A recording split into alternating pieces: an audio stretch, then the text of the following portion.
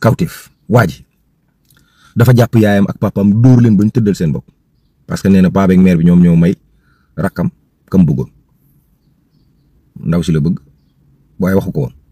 paa beeg mère bi may ko rakkam bu góor mu dóor leen ba ñu tëdd. fi yaa nga amee nag ca diwaanu Matam. waa ma ne yow jigéen a tax ngay dóor sa ndey ak sa baay àdduna dana la dóor de maa la ko wax gis nga bala ngaa dee fa ngay torox gotteek wala kaana musiba naaru laay dal la ba pare nga dee xay xenu la li ngay bon jigéen fa koo jar nga dem takki keneen jikko ju bon ji moom la sa yaay ak sa baay xam ci yow ba tax mu nangu ñu la may xale bi ak ku dóor sa yaay ak sa baay bu la sa jabar tooñee noo koy def fa nga koy rey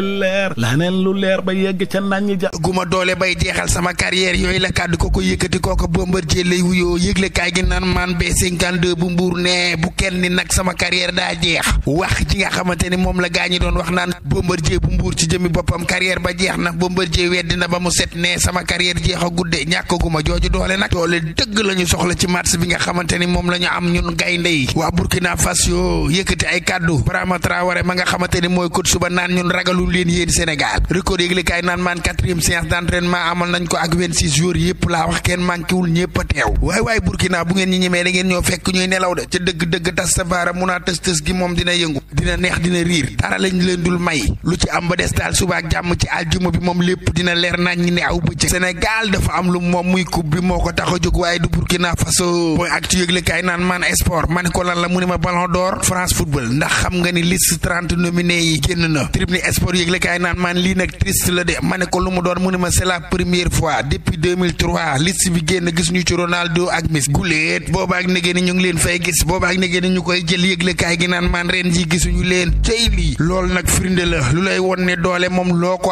am day jeex kàttan loo ko am day jeex ngor doo nga fiy des te nanu ko dëkkee bu nu bëggee jàmm nga yëg nga ñàkk yëg mooy jaloor ji nga xam te njiitu réew mi Bassirou Diomaye Diakhar Faye Ousmane Sonko def nañu ko Vox Populi nañu Diomaye Sonko fait échec à Benno Bokk Yaakaar comment le chef de l'État a court-circuité la motion de censure de Benno Bokk Yaakaar ñi xam te ñoom ñooy waa Benno Bokk Yaakaar doon xuppe ñi nga xam te ñoom ñoo di nguur gi ngir naka ni dañu doxal li nga xam te moom moo di motion de censure boobee la njiitu réew mi Bassirou Diomaye Diakhar Faye daal di jébbal ñi nga xam te ñoom ñoo di waa Assemblée nationale benn liggéey boo xamante ni jamono ji kon taluñu li nga xam te moom moo di dugal loi boobulee di motion de censure ngir tas gouvernement boobu Sénégal bay nuppi tamit ki nga xam te moo di njiitu réew mi Bassirou Diomaye Diakhar Faye daal di cay yokk daal di jël li nga xam te moo di au conseil des collectivités territoriales ak conseil économique social et environnemental daal di dàq njiit yi nga xam te ñoom ñoo fa nekkoon di Aminata Mbengue Ndiaye ak Abdoulaye Daouda Diallo noonu la ko journal bi di Vox Populi daal di xamle waaye itamit Ousmane Sonko Ilimani jawriñ di wax ci biir journal bi ne reddition des comptes dana démarrer nag ci loo xam te du yàgg dara ci biir ayubés bi ñu nekk l'observateur yéeni kay dikkaat na ci mbir moomu mu ne jeu au sommet de l'État mu ne surprise bi nga xam te njiitu réew mi Bassirou Diomaye Diakhar Faye def na ko ngir naka daal di sauver ki nga xam te moom moo di Ilimani jawrinam Ousmane Sonko waaye tamit journal bi nañu assemblée nationale ñàkkagul carte ga naka ndax dese na ko ay carte yoo xam te mën na ko jouer jamono jëlee limogeage maanaam dàq gi nga xam te dàq nañ ko président bu conseil économique social et environnemental ak bu haut conseil des collectivités territoriales mu ne noonu ak solution la bu ànd ak ay problème journal bi tamit nañu manœuvre politicienne yi nga xam te am na ci diggante présidence de la république assemblée nationale ak primature waaye tamit lu ñeel wàllum déclaration de politique générale l'accélération de la procédure et le délai du 11 septembre la nga xam te ni moo di délai bi nga xam te moo di délai pour 11 septembre loolee lépp journal bii di l'observateur yéeni kaay dikkaat na ci xam ngeen yoote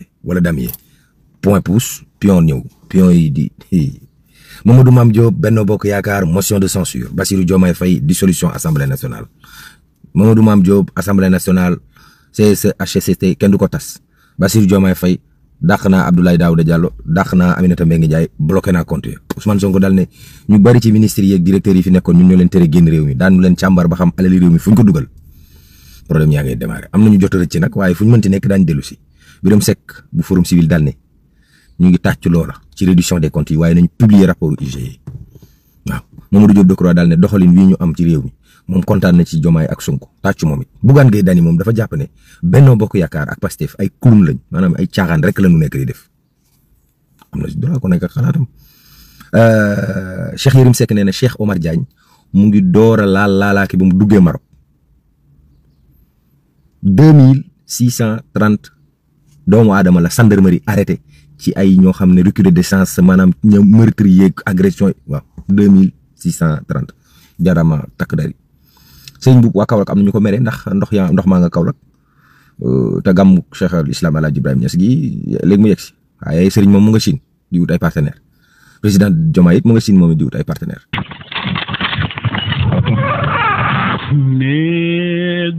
tooxi doona ya buntu ba ubbeeku na. foofee ne ci diwaanu Ndar Géej daal di wax nag ci ancien footballeur bii bi nga xamante ni daal moom dañ koo daal di jàpp mu doon sàcc ndax moom nag daanaka nee nañu moom ñi mu àndaloon daanaka fukki bëy ak ñeent daal la ngeen daal di jàppee ñu ko doon sàcc lool sax ñu ko doon def ci ab benn kër gu nga xamante ni daal mbooloo mu takkoo takku ñu leen daal di jàpp dóor leen ba seen yaram nooy moom sax itam niki noonu lañ ko daal di jëlee rek yóbbu ko ci gendarmerie placé ko fa en garde à vue waaye laata nag itam gendarmerie di ñoo ngi ñi xamante ne nag yaramam tàngoon na lool ndax askan wi daal xoqatal nañ ko façon xoqatal bu nekk looy nag itam nekk mbir mu nga xamante ni daal jamono bii moom mooy lëmbee foofee nekk diwaanu Ndar ñu bëri ci ñi nga xamante ni nag dañoo yor ay jur ñoom daal dem ba seen xel commencé dal ndax jàpp nañu ko amuñu woon jàmm amuñu woon salaam jëmale ko nag ci ñi nga xamante ni daal ñoom seen liggéey moo di bëgg di jotee rek andi seen ay oto di jël juri jàmbur yi waaye nag moom mii daal nañ koy démasqué ak ña nga xamante ni ñoom la àndaloon moom saa itam ñu ngi ñuy xamal ni que ab gardien la woon ci équipe boobee di Linguère.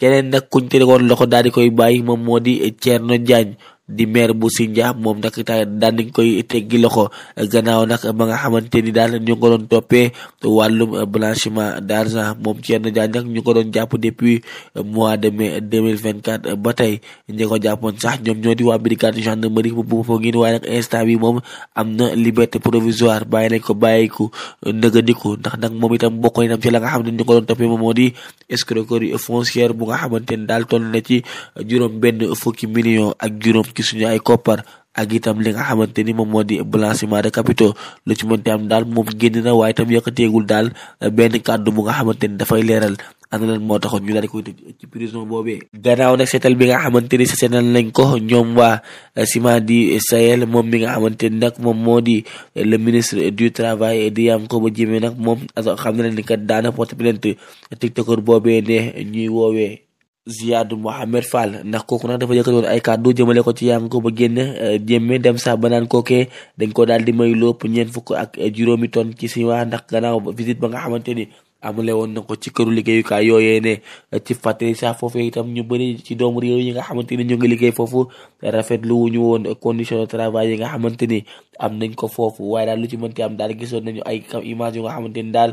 ci kër boobee moom la daal di monté dem saa itam baytumaal moom jëwriñ bi nga xamante ni moom lañ dénk wàllum liggéey fii ki diwaanu Sénégal di Yankhoba Diémé ni dañ ko daal di dox ay tonnes ciment loolu nag sax lekkal mbir mu nga xamante ni balaa moom ci àddu sax moom Yankhoba Diémé waa Ciment du Sahel ñu njëkk a wax ñoom nag nee nañu du benn pepp ciment bu nga xamante ni daal jël nañ ko jébbal ko jëwriñ boobee ne nga xamante ni moom lañ dénk wàllum liggéey ñoom nag li ñu jàpp rek moom moo di ko kee dafa ñëw foofu ngir def inspection am waaye itam ngir xool condition de travail am na saa itam ay ponk yu nga xamante ni daal d'accord ndax kookee daal jàpp nañu ko yéen rek moo nekkoon fexe ba jubal yenn entreprise yu nga xamante ni ñoo ngi ci diwaanu Sénégal gannaaw nag itam yenn entreprise yu nga xamante ni ñoo ngi leen doon toppee wàllum lempo bu ñu motul ak Auchan itam jamono bi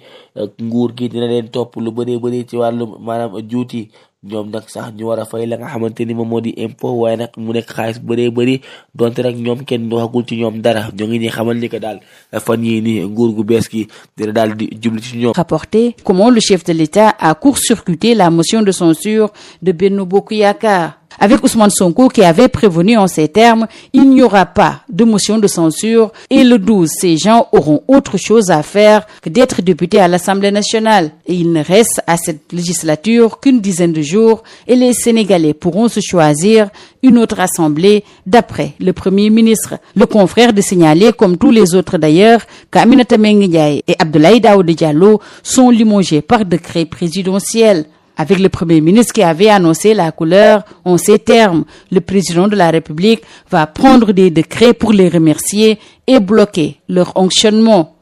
Industrialisation et agriculture, la Chine s'engage pour le Sénégal, d'après l'Astre de Anne, qui signale que les présidents Bassirou Diomaye Faye et Xi Jinping ont signé des accords hier à Beijing. Un sport. L'équipe nationale du Sénégal a effectué hier, mercredi, sa 4e séance d'entraînement au terrain annexe du stade Abdoulaye Wade de Diamniadio. Pour cet avant-dernier galop, avant d'en découdre avec le Burkina Faso vendredi, tous les 16 joueurs sélectionnés étaient présents, selon Le Soleil. Ceci dans le cadre des éliminatoires de la CAN Maroc 2025. 22e Afro-Basket masculin des moins de 18 ans, le Sénégal rate son entame face au Mali, déplore Sud Quotidien. Les Maliens qui ont battu les Sénégalais sur le score de 64-50.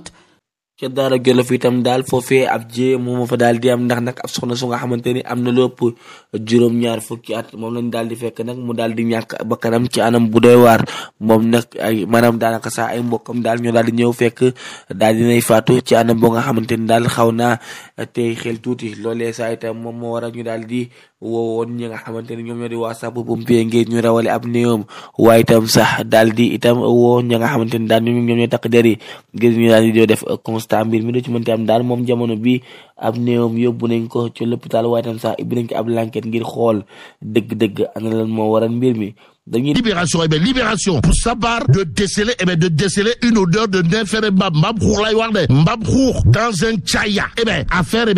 Prodac. Libération, libération de nous renseigner que Ndeketeyo. Le rapport de l'IGF. Le rapport de l'IGF transmis